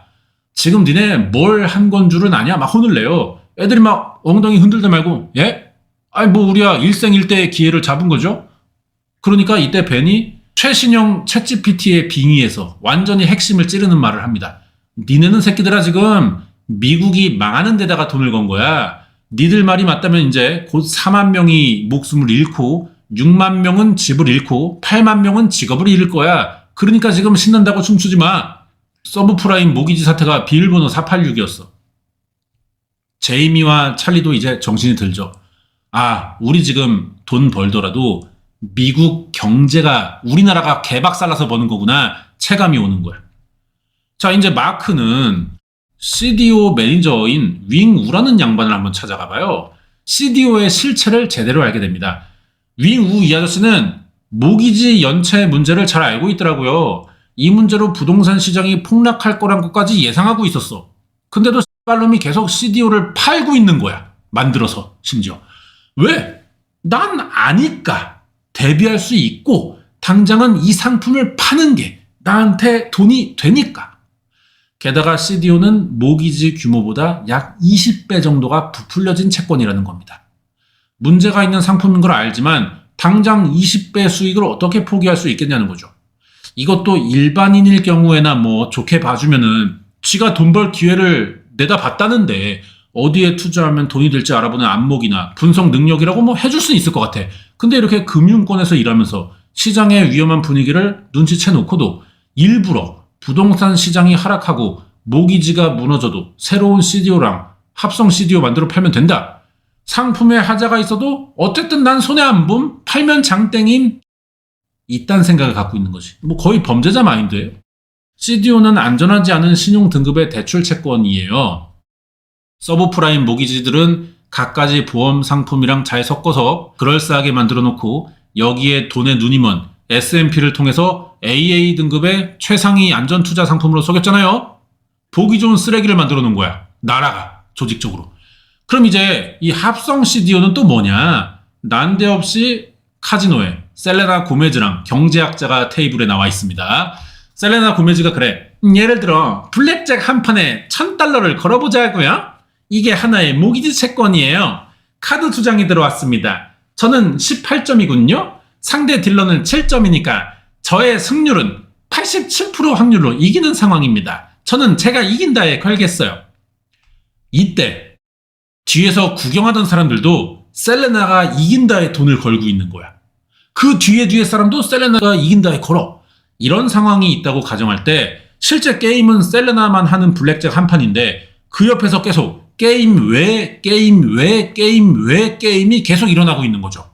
그럼 셀레나는 $1000짜리 한 판을 치는 거지만 구경꾼들의 이 사이드 게임 규모까지 하면 이게 무한으로 커질 수가 있다는 거야. 여기서 이제 사이드 베팅이 합성 CDO가 되는 거죠. 그러니까 주담대 실물은 하나야. 근데 이 대출을 기본으로 깐 올라간다 내려간다의 베팅이 생기고 그 올라간다 내려간다의 베팅에 대한 또 다른 베팅이 생기고 한 번에 이해 안 되겠지만 뭐 넘어갑시다. 이런 식으로 베팅 금액이 쌓여서 실제 규모보다 몇 배 부풀려진 합성 CDO들이 생겨난다는 것이에요. 이거는 영화에 나온 장면이고 블랙잭이라는 게임을 또 모르면 이게 상황이 안 그려질 테니까 제가 가위바위보로 한 번 더 설명드리겠습니다. 자, 둘이 100만원 빵 가위바위보를 예를 들어서 하는데 나는 이긴다에 건다, 진다에 건다 할 수 있잖아. 상대방은 뭐 예를 들어 비긴다에 걸어요. 근데 이걸 보는 구경꾼들이 둘러싸가지고 지들끼리 야, 난 제가 이길 것 같은데? 아니야, 난 얘가 이길 것 같아. 야, 그럼 우리끼리 돈 한번 걸어볼래? 이러고 있는 거야. 이 상황을 게임장 주인이 가만히 보다가 이 전체를 하나의 게임으로 또 만든 게 CDO라는 거지. 이 구경꾼 새끼들이 문제인데요. 돈이 없으면서 빚을 내가지고 본 게임도 아닌 사이드에 걸고 있다는 거지.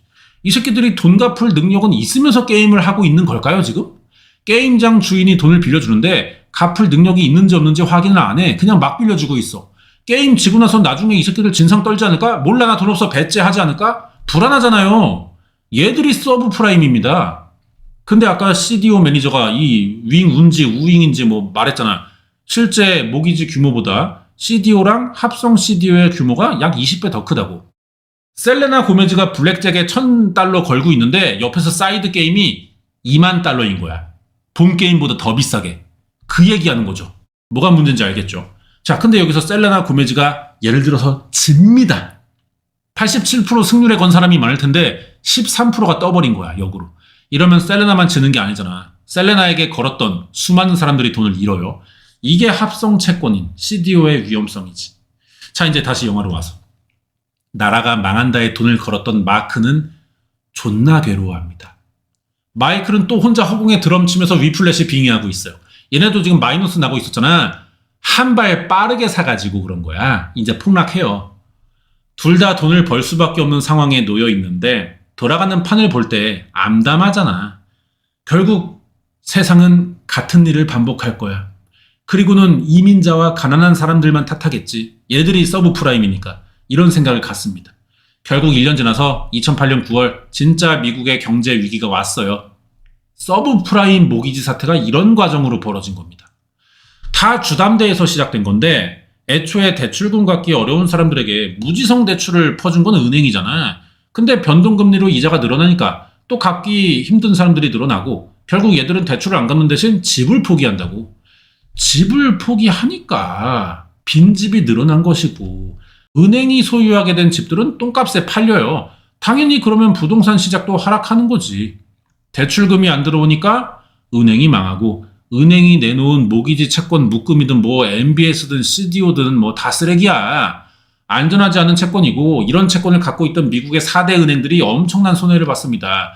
다 들어본 적 있는 급 있는 네임드들인데 그중 하나가 이 리먼 브라더스예요. 얘네는 결국 회생을 못하고 파산했습니다. 참고로 이때 우리나라에서 KDB 산업은행이 리먼 브라더스 인수를 시도한 적이 있어요. 근데 지분을 너무 싼 값에 요구한 거야. 아무리 망하기 직전의 은행이라도 이 기본가가 있는데 한 주에 $30인 주식을 6.4달러에 쳐달라고 요구해가지고 너무 싸다. 그래서 이제 협상 결렬돼가지고 포기했지. 이제 리먼이 망했어. 연쇄 반응이 일어나는데 우선 CDO에 숟가락 얹었던 대형 보험사 AIG가 휘청거립니다. 리먼이 존나 큰 은행인데 이게 망한다니까 미국 정부가 놀라가지고 바로 세금 투입해서 파산 직전에 다른 은행들을 겨우 살려놓은 거야. 우리나라 때는 이제 IMF가 왜 왔냐면은 우리나라는 정부가 이걸 감당할 수 없으니까 IMF에 구제 신청을 할 수밖에 없던 거지. 나라에서 갖고 있던 잔고로 틀어막았다면 IMF 안 오는 거예요. 근데 너무 큰 빚이 생긴 거야. 아무튼 간에 미국은 이제 서브프라임 모기지 사태로 리먼 브라더스 파산하면서 존나게 큰 경제적 손실을 입어요. 이게 그 당시 리먼 브라더스 사건 때 나스닥 지수예요. 개 떨어졌죠? 이제 집을 포기한 사람들 어떻게 돼? 우리나라의 IMF 때 이제 엄마 아빠들 실업자 그거 생각하면 돼. 다 바깥에 나앉았고 미국 경제가 흔들리는데 회사들이 어쩌겠냐. 인원 감축할 수밖에 없잖아. 실업자들이 그래서 늘어나고. 참고로 이제 오른쪽 사진은 우리나라 IMF 당시의 코스피인데 첫 번째 네모가 빨간 거 저게 이제 IMF 때 떨어진 겁니다. 저때 코스피가 지금 8,000 넘죠? 그 당시에 300이 안 됐어요. 한 7, 800선에 있다가 280까지 떨어졌어. 최하점이. 그러다가 이제 금모으기 골드 수집하면서 올라갔어. 1000 이상 올라가면서 그때 이제 뭐 전국적으로 이제 두루넷 초고속 인터넷 내가 패서 깔면서 회복한 거예요, 경제가. 그때 1000 넘었다가 잘 이제 버티고 있었는데 서브프라임 모기지 사태 때 봐봐 두 번째 네모 또 개폭락하죠. 그리고 이제 잘 버티다가 몇 년 전에 코로나 때 한번 또 폭락했다가 이제 또 잘 버티고 있습니다. 그런 순서예요. 그러니까 우리나라는 진짜 저주받았어. 시벌 좀 회복하라 싶으면 터지고 회복하라 싶으면 터지고 이거를 반복하고 있는 거야 몇십 년째. 지금 주가가 많이 올라갔는데 이 역사적 흐름을 봤을 때 한 번 더 폭락의 기회가 오지 않을까. 이것도 좀 이제 주식하는 분들은 대비할 필요는 있겠죠. 현금화를 그래서 어느 정도 하고 있어야 되는 게 좋습니다. 그때를 대비해야 되니까. 뭐 영화는 이런 흐름으로 서브프라임 모기지 사태 직전의 상황을 보여주는 건데 여기 나온 사람들은 어떻게 되냐. 아까 박람회에 호날두랑 바텐더들도 와 있었거든요. 이 새끼들이 이제 하는 짓이 양아치라 그렇지 돈이 굴러가는 감각은 있는 애들이야. 족같은 상품 팔아가지고 돈 좀 벌었고요. 이거 예견한 전문가들이 주인공이죠. 드럼쟁이 마이클. 예. 버리는 채권 하락에 투자했다가 한 500% 가까이 자산이 늘었어요. 스타트업 사장님인 찰리랑 제이미도 100만 달러 투자했었지 8천만 달러로 돌아옵니다. 얘네 자문해준 벤은 투자 안 했고 남은 건 이 깐깐제닝이 마크인데 영화 막판에 이게 거의 엔딩 직전이거든요. 이게 지금 뭘 고민하고 있잖아. CDS를 샀는데 지금 폭락했는데 아직 못 팔고 있는 거야. 걱정하고 있는 거야. 이게요, 돈이라는 게 없던 돈이 만들어지는 게 사실 아닙니다. 내가 돈을 벌 수 있는 이유는 누가 이만큼 날렸기 때문에 그게 돌고 돌다가 나한테 오는 거예요. 이런 생각에 국가가 무너지고 사회가 무너지고 누구 실업자 되고 누구 은행에 집 뺏겨서 밖에 나와 거지 생활하고 목숨 끊고 이러고 있는데 나는 얘네들 때문에 큰 돈 버는구나. 현타가 와서 이러고 있는 거야. 마음이 복잡해서 막 어떡하지 이러고 있는데 직원에게 전화가 와요. 님아 뭐함? 이거 지금 안 팔면 님 영원히 못 팜. 지금 팔아야 되고 우리는 악당이 아님. 주택 마련의 꿈을 이용한 사람들을 속인 게 아님. 그런 새끼들에게 한 방 먹이자. 뭔 소린지 모르겠지만 아무튼 뭐 이렇게 설득을 하더라고. 마크가 계속 흔들려. 그렇게 하면 큰 돈 벌겠지만 그럼 우리가 그 새끼들이랑 똑같아지는 거 아니야? 하더니 또 금방 다 팔았어요. 존나 마음이 복잡한데 부자 되는 건 또 포기할 수가 없고. 뭐 아무튼 뭐 이런 게 영화 엔딩이에요. 그리고 제라들의 나레이션이 또 나오는데 뭐 아무도 이 사태에 책임지지 않는다. 항상 사람들은 이민자, 가난쟁이들만 탓하고 시한폭탄인 CDO는 아직도 이름만 바뀌어서 팔리고 있다. 이렇게 말하면서 끝납니다. 제가 참고로 여기서 이제 저만의 어떤 명언을 남기자면은 주식은 슬픈 드라마야. 잃기 때문에 누군가가 따는 겁니다. 그 잃는 사람들을 위해서 꺼드럭대면 안 되는 거예요. 주식으로 돈 벌어도. 아무튼 뭐 영화는 여기까지고요. 주식하면서 이제 나도 알게 된 용어들이 많이 나와가지고 뭐 지루하신 분들도 있었을 거야. 이게 뭐 조회수가 잘 나올 영상은 아니라고 생각되는데 저는 뭐 재밌게 봤습니다. 사실 뭐 주식 얘기도 아니죠. 주식을 알면 이해하기 좋은 주담대 영화예요. 흐름이 뭐 재밌었던 것 같습니다. 주택담보대출 문제랑 금융업계의 병신짓을 보여주는 영화고 내용은 뭐 나라 망하는 얘기인데 분위기는 가벼워요. 생각보다. 연출을 일부러 가볍게 한 것 같고 이게 그 제라드 뭐 라이언 고슬링 그 사람 그 양반의 좀 이 사람의 목소리가 좀 재수 없어. 가벼워 톤도. 그래가지고 이제 영화 분위기가 그렇게 만들어진 것 같고 주인공이 이제 돈 번 사람들이라 그렇지 이때 이렇게 해서 돈 번 사람은 극소수예요. 대부분은 생활이 어려워집니다. 특히 마크네 티머니 그 캘리포니아 갔다가 부동산에 거품 있나 보려고 모기지 연체자들 집 찾아갔을 때 새들어 살던 그 흑인 아저씨, 이 가족의 내용인데 처음에 난 뭐 집주인 문제 모르겠고 집사 잘 낸다. 결국 집주인이 개 이름으로 대출 빌린 거잖아. 이 사람은 월세를 잘 내고 있었는데도 집주인이 대출금 못 받았으니까 건물이 은행에 넘어간 거야. 그러면서 그 집에 못 살게 됐어요. 쫓겨났어. 지금은 이런 거 막는 법 생겼잖아요. 임대차 보호법 뭐 이런 거. 집주인이 바뀌어도 그 전에 세입자가 있다면은 그 사람의 세입자의 의사를 우선으로 본다. 이땐 그런 게 없어가지고 주인 바뀌면 쫓겨나야 됐다고. 트럭에 애들 태우고 길거리에서 살아요. 속상한 내용들이 뭐 간간히 섞여 있는데 뭐 다들 돈 버는 건 좋아하니까. 근데 내가 돈을 버는 이유는 누군가 날렸기 때문이다. 이렇게 생각할 필요가 있어. 그러면은 우리가 돈을 벌어도 꺼드럭거리지 않고 살 수 있고요. 쉽게 날리지 않을 수가 있는 것 같아요. 복권 당첨됐다가 금방 날려먹고 오히려 전보다 더 가난해지는 사람들이 있잖아. 돈의 흐름을 이해하지 못했기 때문에 생기는 일 같거든요. 복권 맞고 날린 돈은요, 누군가에게 들어갔어요. 걔가 부자가 됐을 거야. 이렇게 따지면 전 세계 인구 중에 나는 그렇게 봐. 부자라고 할 수 있는 그 커트라인에 들어가는 비율은 이미 정해져 있다는 거지. 부자는 숫자가 정해져 있어요. 노력한다고 부자 될 수 없어. 그 안에서 사람들만 바뀌는 순환 상태라고 봐야 돼. 그러니까 이 자산이라는 거는 버는 것도 좋지만 그 전에 지킬 줄 아는 게 우선이지 않나 싶기도 하고요. 지킬 줄 알아야 벌었을 때 올라갈 수 있는 거야. 부자를 유지해야 될 거 아니야, 부자가 됐으면. 개인적으로 주식하면서 이 생각 많이 들더라고. 영화 보면 뭐 여러분도 각자의 성향이나 또 가치관에 따라 마음에 드는 여기 등장인물들의 캐릭터가 있을 거예요. 가장 먼저 이 사태를 분석하고 대응하는 마이클 벌이나 돈 벌 기회를 잡았지만 이 전체 판을 볼 때 이게 썩 좋은 일만은 아니라는 데서 현타가 오는 마크일 수도 있고, 작은 회사라고 무시당하다가 그 무시한 새끼들을 이제 역전할 기회를 잡은 제이미 찰리가 될 수도 있고, 이 바닥에 모든 걸 다 아는 개고수지만 난 이미 뭐 예전에 볼장 다 봤다. 관심은 있지만 이 씬에는 들어가지 않는 벤, 그 사람이 될 수도 있겠죠. 분명 마음에 드는 캐릭터가 한 명 있을 텐데 여러분이 또 그 사람에게 몰입해서 보면 이게 또 영화가 재밌어요. 아, 그치, 저렇게 하는 게 맞지, 막 이런 생각으로 보는 거야. 지금 이거 영상 보면은 이제 용어들이 어려울 수 있는데 제가 이제 말로만 해서 그렇지 영화 보면 중간에 유명 연예인들 나와가지고 우리에게 또 직접 설명해줘요. 예시 잘 들어서 비유 잘해준단 말이야. 절대 어려운 영화가 아니야. 그래서 그러니까 한번 보는 거 좀 추천드리고요. 영화에 교훈이 있다면 뭐 알면서 흐린 눈 하지 말고 대비해야 된다. 예? 18. 내 주식창 같은 겁니다. 키면은 맨날 파란색인데 알아. 내가 이거 손절해야 되는 거 안다고. 근데 못해. 왜? 그 파란색을 보는 자체가 싫으니까 그냥 이 어플을 꺼버려. 안 본다고. 외면해요. 외면하면 안 되죠. 내 돈 들어가는 일인데 방치하면 안 된다고. 항상 들여다보고 동향 파악하고 전략 수정하고 결정 내려야 됩니다. 이게 돈을 벌지는 못하더라도 지킬 수 있는 유일한 방법이에요. 동향 파악, 전략 수정, 결정. 영화 시작할 때 마크 트웨인의 명언으로 시작했잖아요. 뭔지 기억나요? 안 나면 뭐 영상 처음으로 돌려보시면 되고요. 끝날 때도 마크 트웨인 형님의 명언으로 마무리하겠습니다. 여러분도 이제 알면은 앞으로의 투자에 좀 도움이 될 텐데, 마크 트웨인 형님이 그래요. 주식 투자하기 특히 위험한 달은 10월 달이래. 10월 달을 조심하래. 그리고 뭐 다른 위험한 달이 뭐 또 있다면은 7월이 있어요. 예.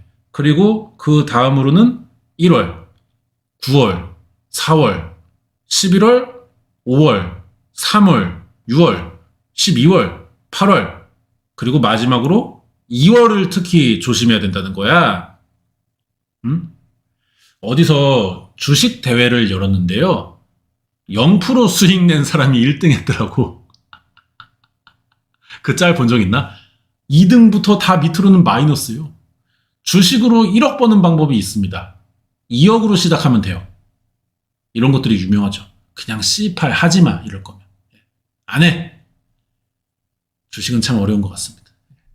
자, 그래가지고 이제 오늘 영화 리뷰 한번 해봤고, 실제 있던 리먼 브라더스 사태가 왜 일어났는지 보여주는 영화 빅쇼트 한번 리뷰했고요. 재밌었어요. 저는. 그래서 여러분들 한번 보면 좋을 것 같고, 이거를 모르고 봤을 때랑 알고 봤을 때 좀 얘기가 다를 수 있습니다. 알고 보면 더 재밌는 영화다 이렇게 생각하고, 다음 주에는 뭐 하던 대로 범죄 사건, 실제 사건 다큐 리뷰 이어질 거고, 오늘은 여기서 마칠게요. 다들 구독, 좋아요, 하입, 댓글 알람 설정해 두시고 템버거 드시기 바랍니다.